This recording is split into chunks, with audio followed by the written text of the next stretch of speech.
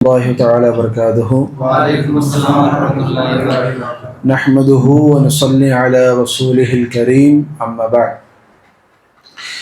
آج ہم نماز جب کبھی بھی ادا کرتے ہیں اس کے اندر کچھ چیزیں بھول چک کے کرتے رہتے ہیں، تھوڑا اس کا ریویژن کر لیں گے آج.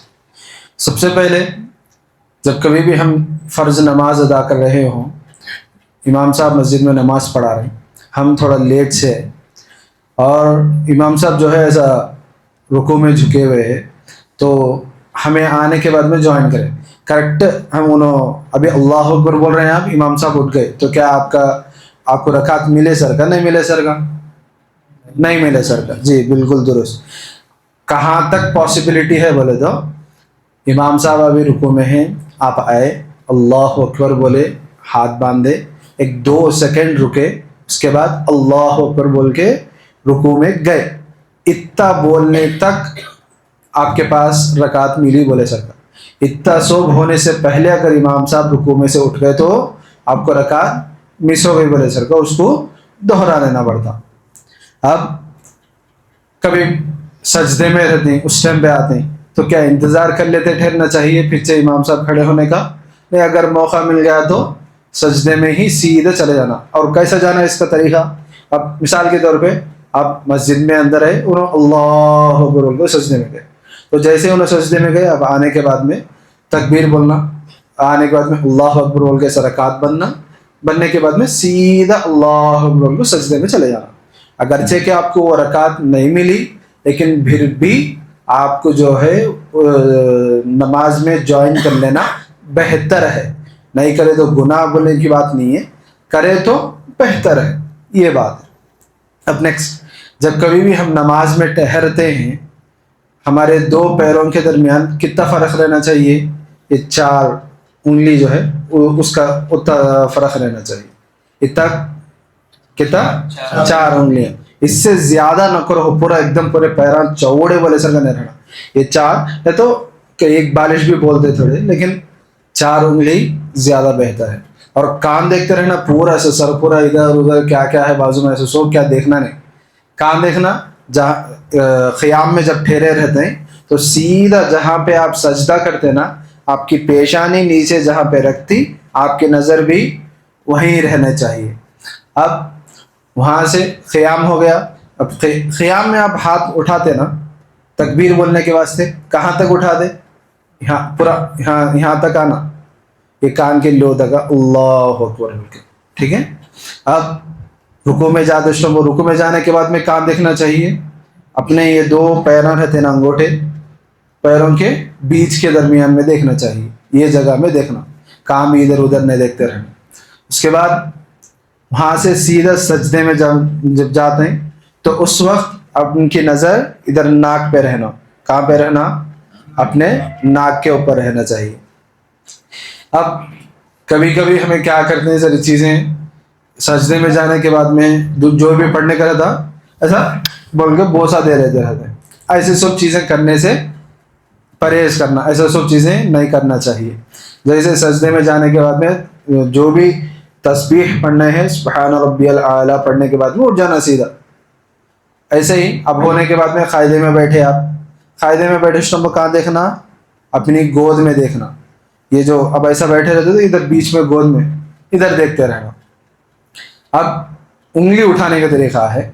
اب سب جنے کیا ہے، ذرے جنے ایسا کرتے ہیں، ذرے جنے سب کو دکھ رہا. اب ایسا ہاتھ رکھے رہتے، ہاتھ رکھے ذرے جنے ایسا کرتے ہیں، ذرے جنے کیا کیا کھینچ رہتے. بیسٹ طریقہ کیا بولے تو ہاتھ ایسا رہتا نا، پورے کو ایسا اٹھانا، ایسا جوڑنا، ایسا انگلی اٹھانا، پھر ایسا نیچے رکھو، پھر ایسا چھوڑ ڈالنا. کیا سب کو آگے سب جنے کرو، میرے ساتھ کرو جی. سب جنے ہاتھ اٹھاؤ، ہاں سب جنے ایسا گول بناؤ، ہاں ایسا اٹھاؤ، ایسا پھر رکھو، پھر ایسا کر ڈالنا.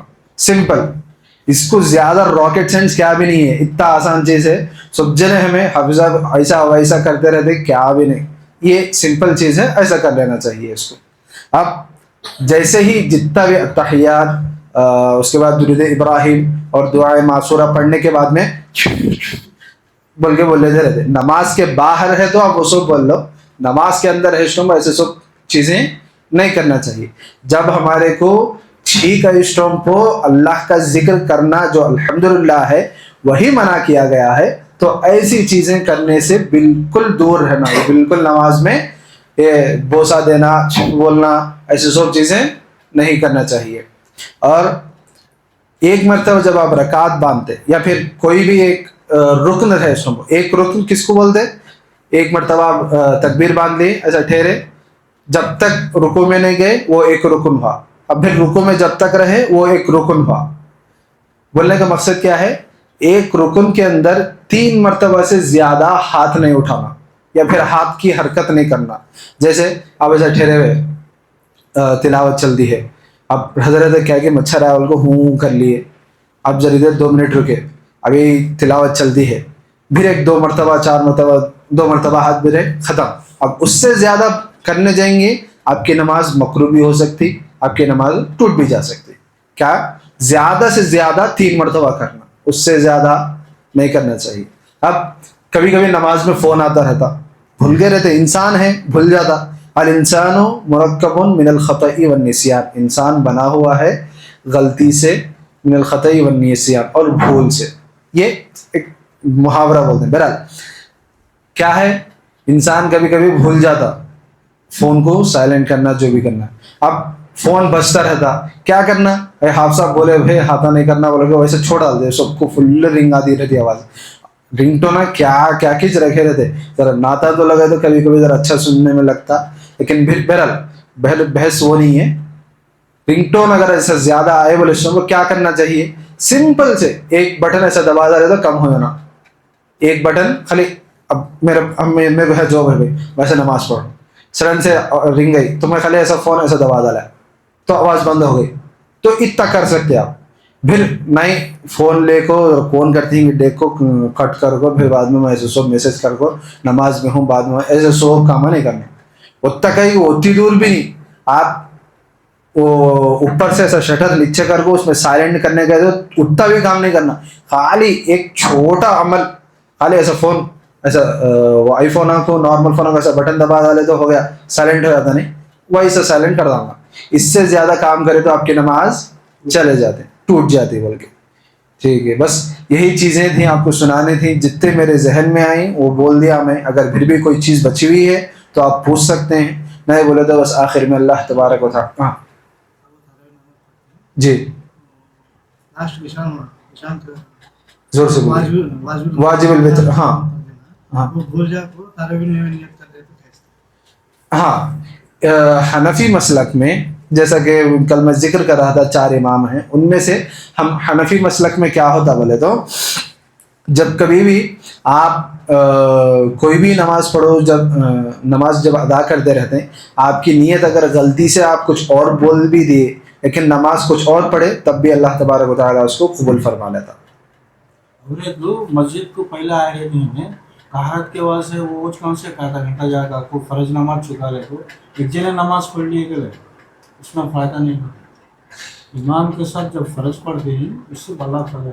ہمیں کیا کر دیں گے تو نیگلیکٹ سے گھر سے آنے کا, باتھ روم کی وجہ سے 10 لاجے 15 لاجے جاتا آنے کا, پھر سپریٹ ایک جنا نماز پڑھ لینے کا. وہ ایسا نہیں, یہ تراویح کی نماز فرض نماز آپ امام کے ساتھ پڑھو جی کچھ امام نہیں, آپ کی بات میں کوئی شک ہی نہیں ہے امام صاحب, بالکل صحیح درست بات ہے. وہ ہمیں تصدیق کرنے کی حاجت ہی نہیں ہے. کیا ہے کہ گھر تک ٹچ کر لے کا لینا, وہ اب کوئی ایمرجنسی نہ اس ٹائم مسجد کہتے ہیں باتھ روم نہیں ہے, ہاں باتھ روم رہتے اس کی بات الگ ہوتی ہے. ایسا ایسے بھی بلا جنے کرتے ہیں ہمارے میں دل جلے کو بھاگ ہو جانے کا. ایسا نہیں, نماز میں جب ہمیں مکمل ٹھہرے تو دل کو فدا کر ڈالنا, اس ٹائم سے اس ٹائم تک ہمیں باہر جانے کی ارادہ نہیں کرنا. جی اسے یقین بنا لینا. چورے چورے بھاگ ہو گئے تو کیا ہوتا ہے, تو بعض جو ہے سنا غفلت تکلیف ہوتی ہے.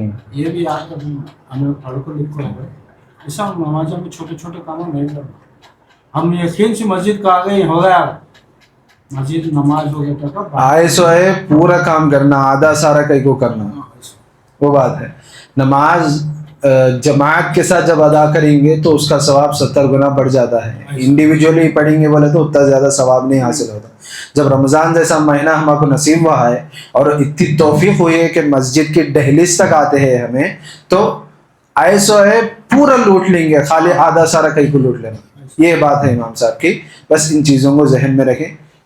نیت کا مسئلہ حل ہو گیا، سمجھ میں آ گئی بات. اب اگر غلطی سے انسان نیت دوسری بھی کر لیا، چونکہ حنفی مسلک میں اس میں کوئی مسئلہ نہیں ہے، انشاءاللہ اللہ تبارک و تعالیٰ آپ کی نماز کو قبول فرما لے گا. آپ کے غلط نیت بولنے کی وجہ سے آپ کی نماز کیا غلط نہیں ہو جاتے. جی اور کوئی سوال ہے؟ جی رکوع میں گئے اس ٹائم ہاتھ ایک جن ایسا پکڑ لیتے ہیں، ایسا کرتے ہیں، ہاں، کیسے رکھتے ہیں؟ آپ رکوع میں جانے کے بعد میں ہاتھ جو ہے ایسا ایسا نیچے رکھنا، ایسا پکڑ لے کے ایسا کرنا، تھوڑا یہ ایسا سائڈ میں بینڈ ہونا ہوتا ہے، زیادہ نہیں. اب یہاں اوپر نہیں، ادھر نیچے نہیں جانا، پورا یہاں نیچے گھٹنے کے نیچے نہیں پکڑنا، گھٹنے کے اوپر نہیں پکڑنا، ایگزیکٹلی گھٹنے کے اوپر پکڑنا چاہیے ہمیشہ. جی اور کیا ہے میں کہاں تو ہاں، جب رکعت بندے نا، ہاتھ جب باندھے اپنے یہ جو ناف رہتا نا، ناف کے ایگزیکٹلی نیچے باندھنا چاہیے. اتنا تو سب کو معلوم ہے، شاید میرے کو گمان ہے انشاءاللہ. چلیے بس آخر میں اللہ تبارک و تعالیٰ سے دعا گو ہوں کہ اے اللہ ہمیں نماز کو صحیح معنوں میں ادا کرنے کی توفیق عطا فرمائے، جماعت کے ساتھ ادا کرنے کی توفیق عطا فرمائے. وآخر دعوانا الحمد للہ رب العالمین وما علینا الا البلاغ. السلام علیکم و رحمۃ اللہ.